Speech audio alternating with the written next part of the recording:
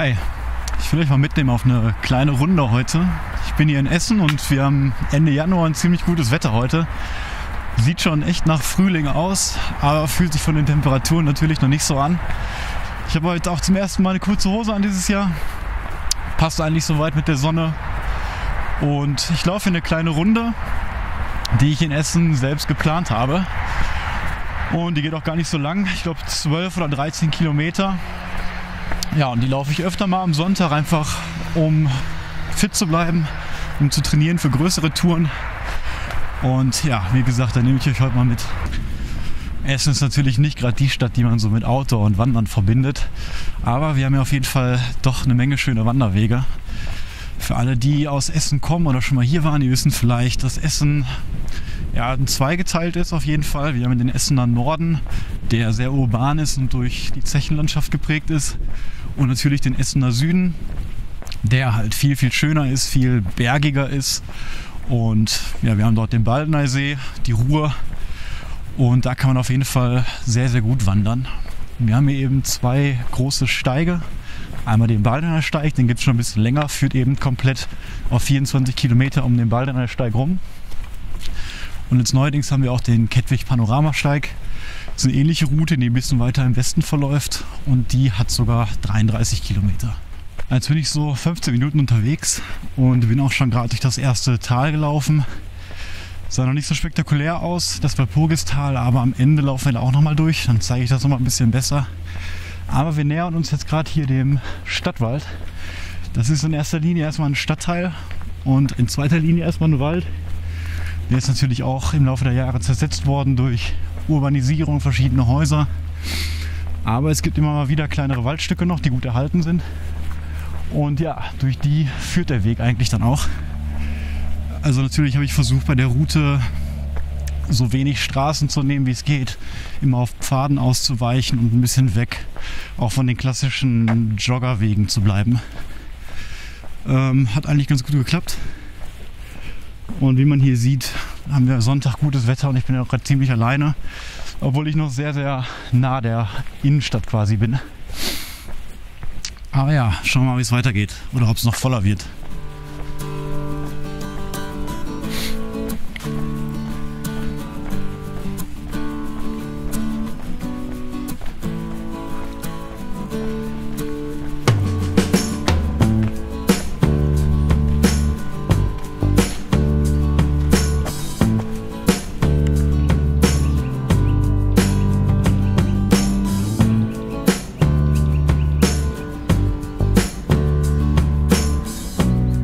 Ja, Teile des Steigs führen auch über verschiedene Pilgerwege, über den Bergischen Pfad und auch natürlich kreuzt der Weg auch den Baldener Steig. Und ja, ist eigentlich auch eine gute Route, um mal Teilstücke verschiedener kleinerer Wanderwege hier zu sehen. Jetzt gerade laufe ich auf eine Parallelstraße oder einen Parallelpfad, der eigentlich nur ein Pferdeweg ist, aber der Hauptweg hier links neben mir so überfüllt von Leuten. Da ist es ein bisschen entspannter, glaube ich, hier durchzulaufen. Aber ich hoffe, das ändert sich gleich. Ja, ich bin jetzt hier schon ein gutes Stück noch durch den Stadtwald gelaufen. Hier links haben wir so eine stillgelegte Eisenbahngleise. Obwohl, ich weiß gar nicht, ob die komplett stillgelegt ist. Auf jeden Fall fährt da gerade nichts.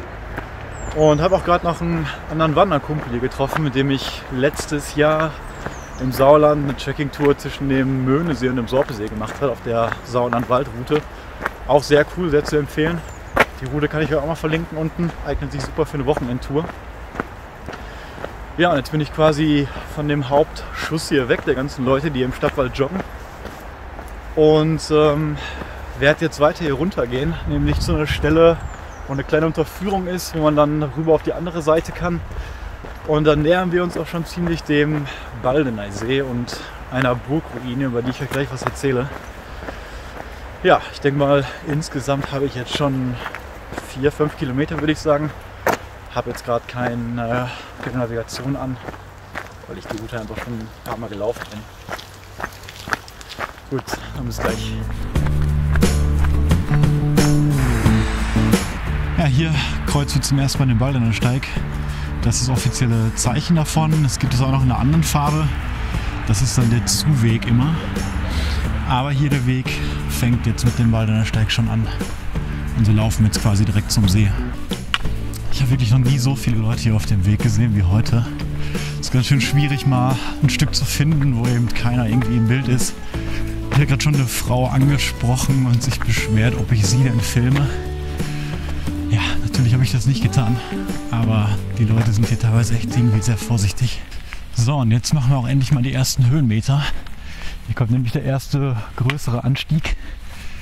Und jetzt sind wir auch wirklich auf dem Baldener Steig, der hier so in Schlangenlinien vorbeigeht. Man sieht hier mal die Schilder so ab und zu.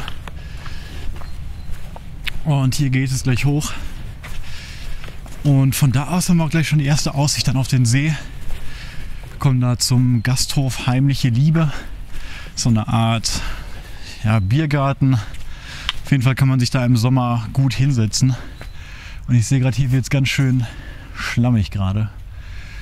Deswegen mache ich mal die Kamera aus und versuche erstmal hochzukommen. Ja, ich bin jetzt hier fast ganz oben angekommen. War eine ziemlich rutschige Angelegenheit. Und wie man hier im Hintergrund sieht, sieht man schon den See hier, der gerade echt schön in der Sonne aussieht. Hinter mir, hinter dem Wald, das sieht man jetzt wahrscheinlich auf der Kamera nicht so gut. Da ist die Villa Hügel, die Krupp-Villa. Damals Alfred Krupp gebaut, der die Stadt hier sehr, sehr viel geprägt hat, auch viele Stadtteile geprägt hat. Ich will die ganze Story von ihm jetzt nicht erzählen, aber wer sich so ein bisschen dafür interessiert, kann sich das mal durchlesen und auf jeden Fall die Parkanlage der Villa auch besichtigen. Kostet ein paar Euro, aber lohnt sich wirklich. Ja, da sieht man es nochmal. Da hinten ist die Villa und da der Baldener See. Und ja, der Baldener Steig führt auch auf der anderen Seite jetzt um die Villa herum. Man kann leider nicht offiziell durchlaufen. Wie gesagt, das kostet was. Aber lohnt sich auf jeden Fall.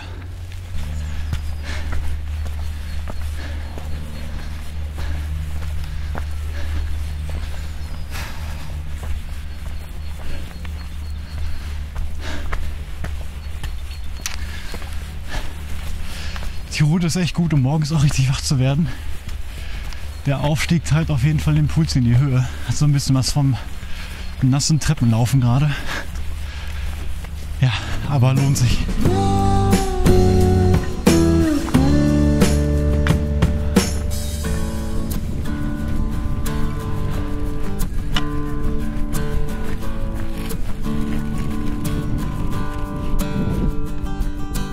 So, ich bin jetzt hier am Baldener See, über dem Baldener See, laufe direkt da lang. Und wir haben jetzt hier links die neue Isenburg. Das ist eine alte Burgruine. Die wurde nach der Isenburg aus Hattingen benannt. Die in Hattingen wurde um 1200 gebaut und dann kurze Zeit später zerstört. Und quasi diese Burg wurde dann danach errichtet, hat aber auch nur 40 Jahre gehalten, bevor sie dann auch wieder zerstört wurde. Und ja, die lag dann etwa 800 Jahre fast unter der Erde, bis sie dann Anfang des Jahrhunderts wieder aufgehoben wurde. Und die kann man jetzt kostenfrei besichtigen. Das zeige ich euch mal.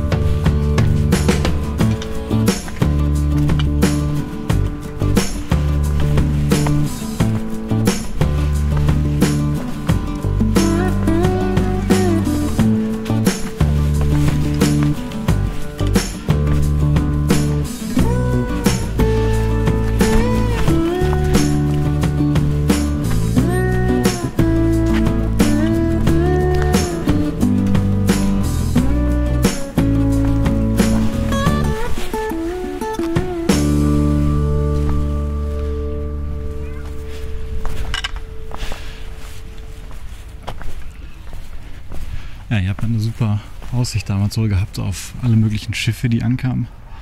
Das ist der Baldener See hier.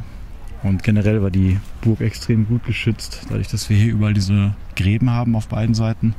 Hier quasi das natürliche Tal und auf der anderen Seite wird dann eben der Burggraben noch erweitert. Ja, dennoch hat die Burg nur 40 Jahre gehalten.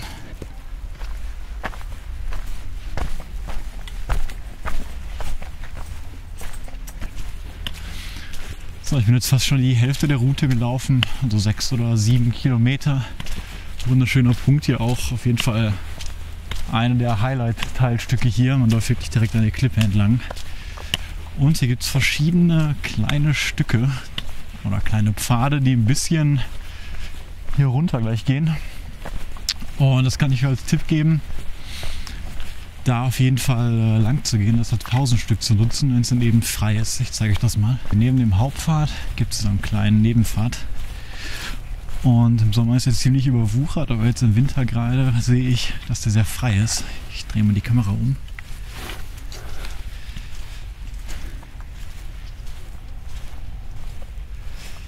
Hier hat man schon mal einen guten Ausblick. Allerdings, ich weiß nicht, ob man das schon von hier aus sehen kann, wurden da unten auf so einen umgestürzten Baum so ein paar Bretter hingelegt. Und wenn man den Abstieg hier ein Stück wagt, dann wird man da kräftig belohnt für. Und da versuche ich jetzt auch mal hinzugehen, denn ich will mal eine kleine Kaffeepause machen. Aber erstmal muss ich jetzt hier irgendwie runterkommen. Ja, ich habe den Abstieg geschafft. War ziemlich rutschig. Ich glaube, ohne Trekkingstöcke wäre das fast nicht möglich gewesen. Aber es ist auch eigentlich gerade gut so, denn das Ding, der Abhang, dient so ein bisschen als Filter jetzt für die ganzen Tagesspaziergänger hier. Und ich drehe mich mal um. Hier hat man schon echt eine gute Aussicht. Ich muss jetzt quasi diesen Pfad hier noch einmal runter und bin dann unten an dem kleinen Holzplateau da.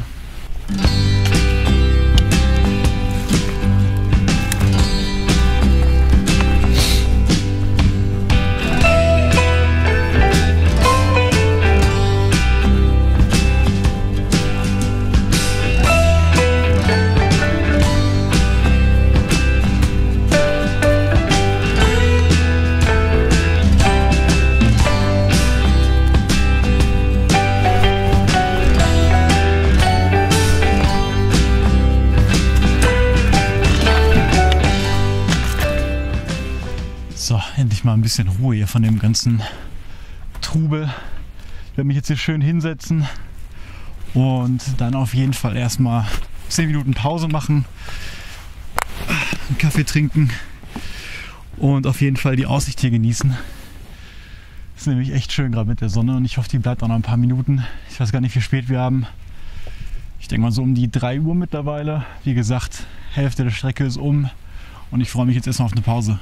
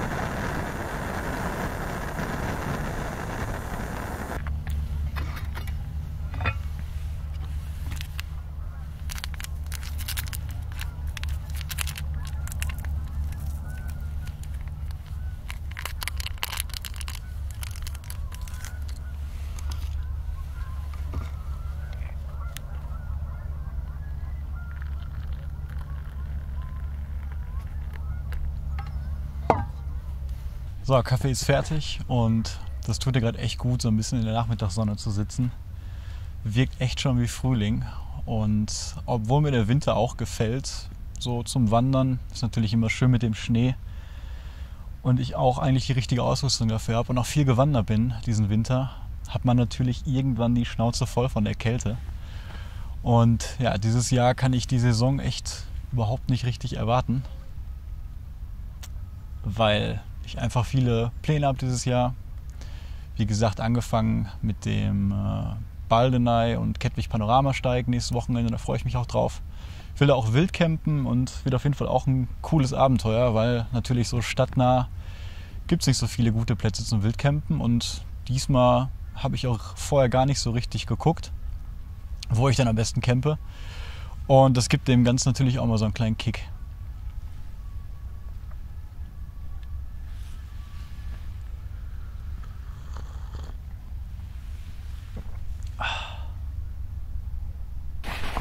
Ja, und im Hintergrund sieht man jetzt natürlich den Baldener See. Und wenn man den Baldener Steig läuft, der führt dann wirklich, wo ich gerade lang kam, da oben lang und quasi einmal komplett da hinten rum über die Felder. Ich hoffe, man sieht die so ein bisschen da hinten. Da geht es auch noch ein bisschen hoch, von da aus hat man auch noch eine richtig gute Aussicht auf jeden Fall. Und dann da hinten über die Staumauer rüber, denn der Baldener See ist natürlich kein echter See, sondern nur ein Abschnitt von der Ruhr, die durch eine Staumauer getrennt ist auf beiden Seiten. Und über die läuft man dann auch komplett.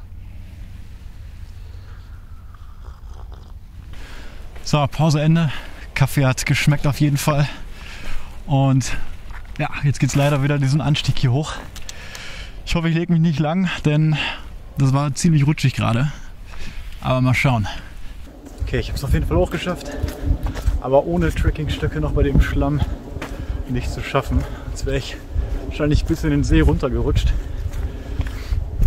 Ja, falls ihr euch immer wundert, warum ich auf den Laufvideos mit einem Stock laufe. Ich benutze den anderen Trekkingstock eben als Selfie-Stick. Da gibt es so eine coole Halterung eigentlich für den Skistock gedacht, an dem man dann sein Handy oder GoPro auch befestigen kann. Ich filme eben alles mit dem Handy. Kann ich euch auch mal unten verlinken, echt zu empfehlen. Habe ich heute zum ersten Mal im Einsatz und das Ding ist echt robust und man muss nicht jedes Mal abmachen, wenn man dann irgendwie normal wieder läuft. Und ich glaube, es kostet 25 €. Wenn man sich dann wieder ein bisschen vom See entfernt, sieht man hier hinten am Hang so einen schönen Rotbuchenwald, der allerdings 2008, glaube ich, war das, vom Kyrillsturm komplett zerstört worden ist. Und ja, seitdem gilt das auch als Naturschutzgebiet, also der Wald ist nicht mehr zu betreten, natürlich auch aus der Gefahr heraus, dass dann noch irgendwelche Bäume umkippen. Ich sehe allerdings, dass da eine Menge Leute gerade rumlaufen, aber normal dürfte man das, glaube ich, eigentlich nicht.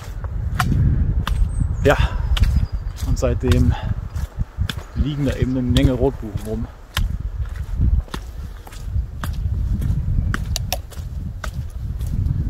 Ich merke gerade, ich bin jetzt natürlich vorhin losgelaufen nach der Pause. Aber wenn jetzt die Sonne weggeht, dann merkt man auf jeden Fall, dass wir noch Januar haben und kein Frühling. Dann langsam wird es ein bisschen frisch, auch mit der kurzen Hose hier. Aber da auch vorne kommt noch mal ein guter Anstieg und wenn ich dann wieder ein bisschen laufe, dann wird es wahrscheinlich gehen.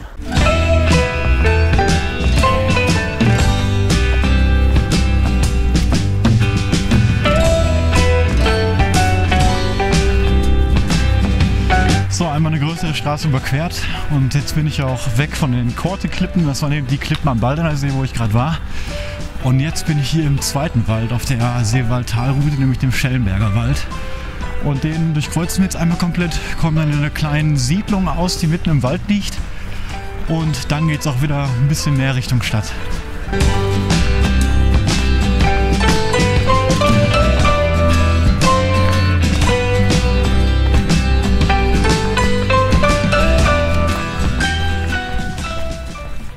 Endlich mal ein bisschen Freiraum hier von den ganzen Spaziergängern.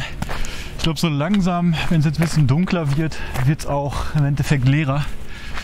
Jedenfalls hier gerade das Stück im Schellenberger Wald ist komplett leer. Ich habe jetzt einen Spaziergänger gerade getroffen, auch kurz unterhalten, netter alter Mann. Und ja, jetzt geht es hier mal ein bisschen mit Tempo weiter, ohne dass ich aufpassen muss, wo oder wann ich filmen kann und sich wieder jemand dummerweise beschwert.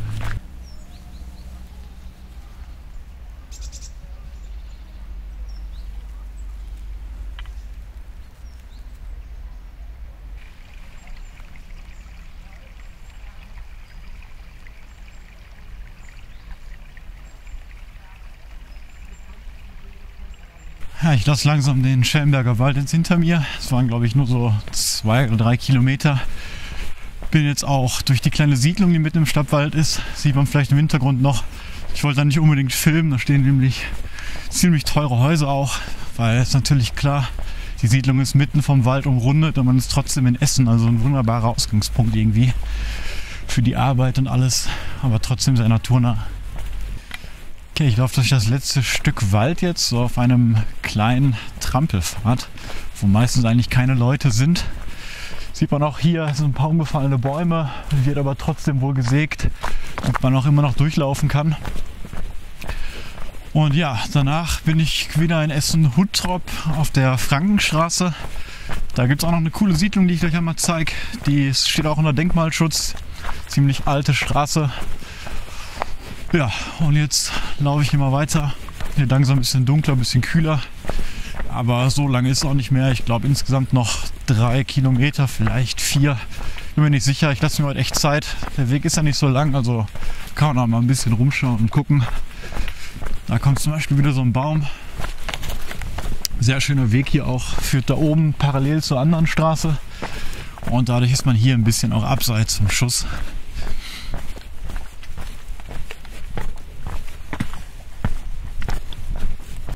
Ja, der Baum war vor 2 Wochen hier noch nicht umgefallen. Aber wir hatten auch einen größeren Sturm. Deswegen schaue ich mal, ob ich hier gut durchkomme mit dem Rucksack. Aber anscheinend bin ich hier auch nicht der Erste heute. Sollte also schon passen.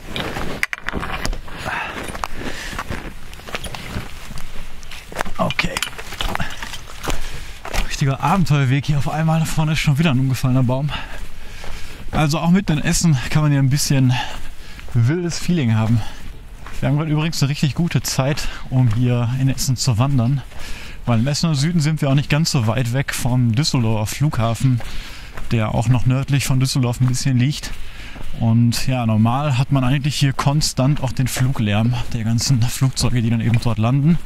Aber durch Corona und Lockdown ist vielleicht eine der wenigen positiven Sachen an der ganzen Geschichte ist natürlich, dass jetzt weniger Flieger hier rumfliegen und man auch hier in den kleinen Naturteilen in der Stadt ein bisschen mehr Ruhe hat als sonst.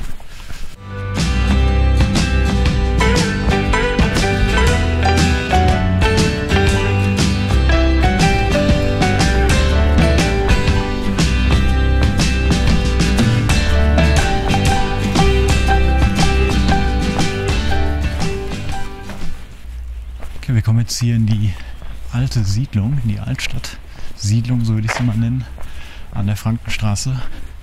Jetzt zeige ich das mal. Hier haben wirklich noch so alte Burgruinengebäude, Kopfsteinpflaster, schöne Laternen. Und ja, ist ganz cool, vor allem wenn es dunkel wird und die Laternen angehen, lohnt es sich mal hier lang zu laufen. Auf jeden Fall führt die Route von mir auch hier lang. Ja, ist echt schön hier. Aber auch nur ein ganz kleines Stück. Also da vorne ist die größere Straße.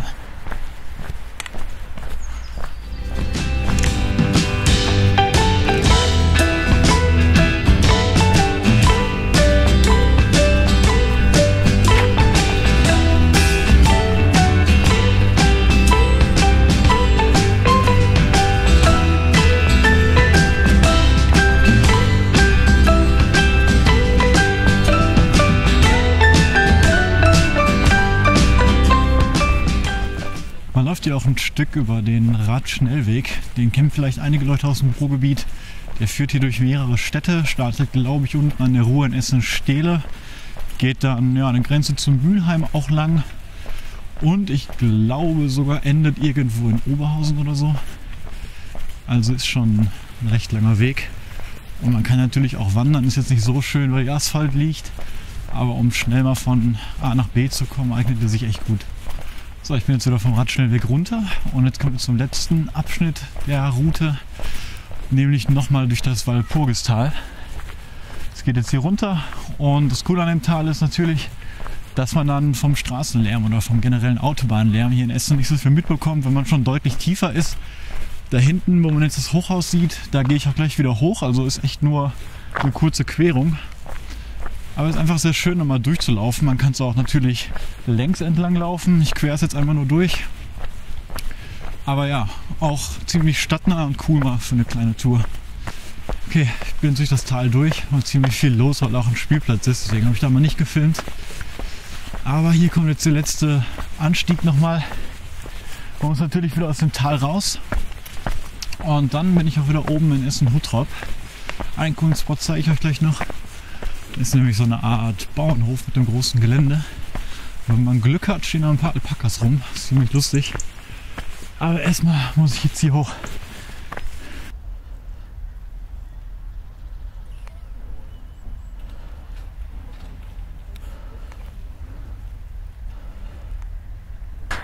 Ja, wir hatten Glück. Da waren 2 Alpakas.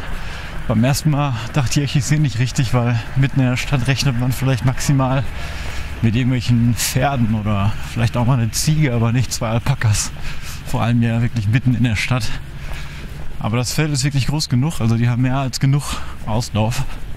Und ich glaube, da könnten sogar 100 Alpakas oder eine ganze Farm aufmachen. Denn ich weiß nicht, ob man das sieht, aber es ist echt eine riesige Wiese da hinten.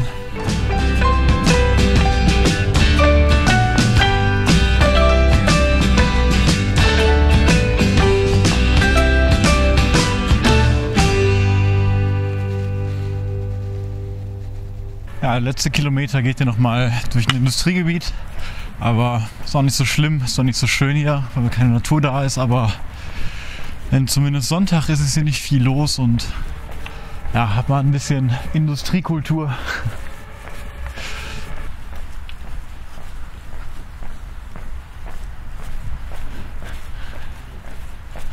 So, ich bin jetzt das letzte Stück gelaufen und ich bin jetzt genau wieder da, wo ich angefangen habe, das erste Video zu drehen. Hier genau bei diesem Recyclinghofschild, da ist auf der Route der Startpunkt markiert. Wie gesagt, ich verlinke die mal unten. Seewald-Talroute, 12 Kilometer. Wirklich zu empfehlen. Ich hoffe, hat euch auch so gefallen mit den Einblicken hier. Ja, und wenn euch das Video insgesamt gefallen hat, dann würde ich mich freuen, wenn ihr mich abonniert. Bis zum nächsten Mal.